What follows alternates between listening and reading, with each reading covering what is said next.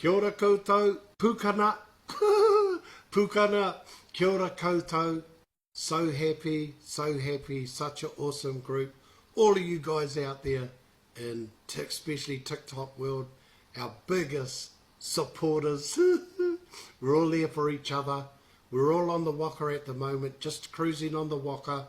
It's called He Waka Eke Noa, but we've got some cool things coming up, and I still want to share with you guys here on TikTok, Facebook and YouTube, those that are supporting us.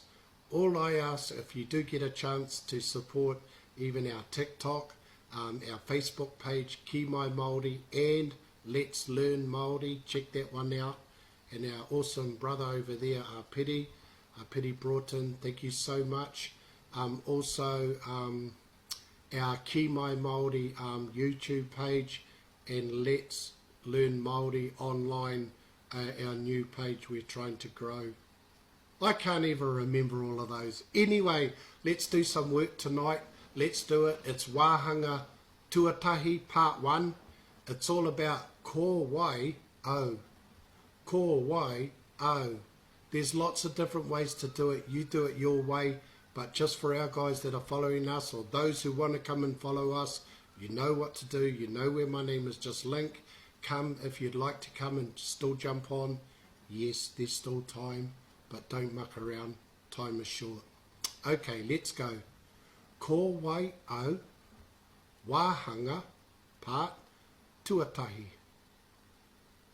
Ara, ko, no, e, ke. One more time for the people at the back. Ko, no, e, ke. Ko te umu ariki mai ahau. No ngai tūhoi, no ngāti ruapani, no ngāti kahungunu, me te ao Pākehā, ōku tīpuna e mihi ana kia koutou.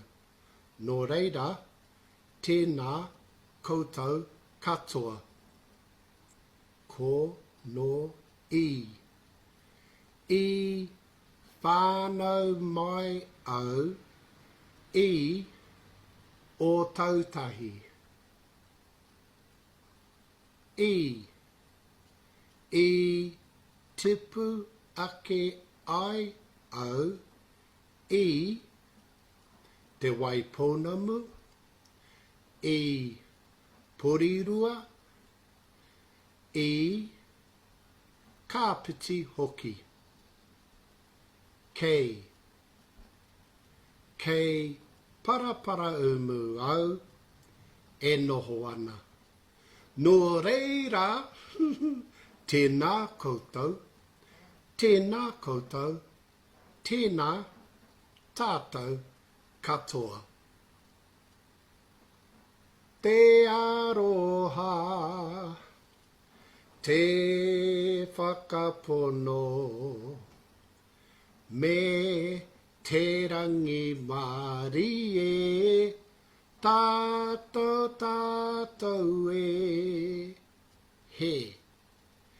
He tangata ke mātou, he tangata ke koutou.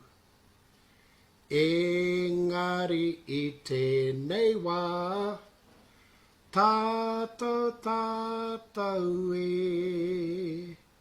Kia kaha ki te kōrero te reo Māori, aha ko he iti, he pounamu. Tēnā koutou, tēnā tātou katoa. Pōmari e. You fellas better do a video. You better do a video and put it in there. I'm waiting. And those who want to join us, you know what to do. I'm waiting. DMs, Facebook, Messenger. Pō Marie. Say it properly. Pō Marie. Stop mucking our own. Oh.